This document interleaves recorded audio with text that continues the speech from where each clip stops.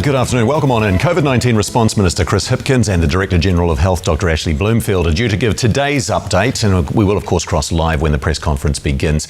And remember, today is crunch day for our testing numbers. Dr. Bloomfield's warned any cases connected to the cluster should start to become evident from about now. So while we wait for those case numbers, let's bring in our political reporter, Benedict Collins at Parliament.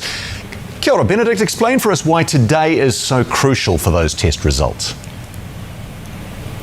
Yeah, good afternoon. We really are getting into crunch time in terms of whether or not there are going to be positive cases turning up in the community, and that's because of the incubation period of COVID-19. We know people who have had the disease have been out and about in the community in Auckland, but we aren't expecting to start seeing positive results until today or possibly even tomorrow. So we really are getting into sort of a crucial period now.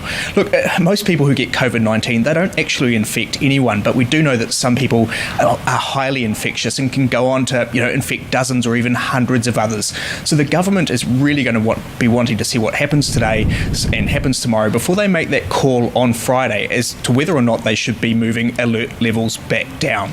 Yeah, it's only 5 days since the 21-year-old Manukau Institute of Technology student went to the gym. Only 5 days this afternoon. That's when they say the infectious period starts to come in, isn't it? Now, we're also expecting to learn more today about our vaccine rollout, aren't we?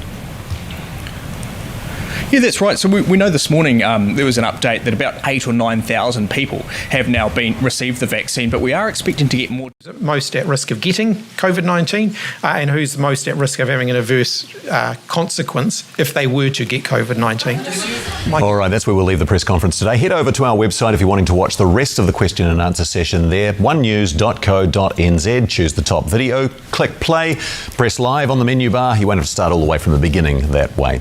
Here is what you need to know from today's media conference. There are no new cases of COVID in the community today, but health officials are reminding us that we're still in fact, at the beginning of the critical period.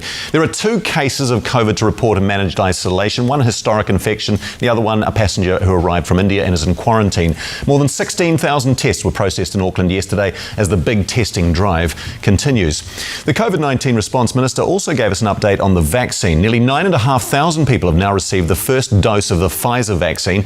That's over half of our frontline border workforce. 70% of those doses have been given in Auckland, with a fifth to Māori and Pasifika. We're on track for the next phase next week, with family and household contacts of border workers the next in line. And the third batch of the vaccine arrived in New Zealand yesterday. All right, don't forget, Te Kara Day will be here at 4 o'clock, and we'll be back with the full news hour at 6. In the meantime, have a good afternoon.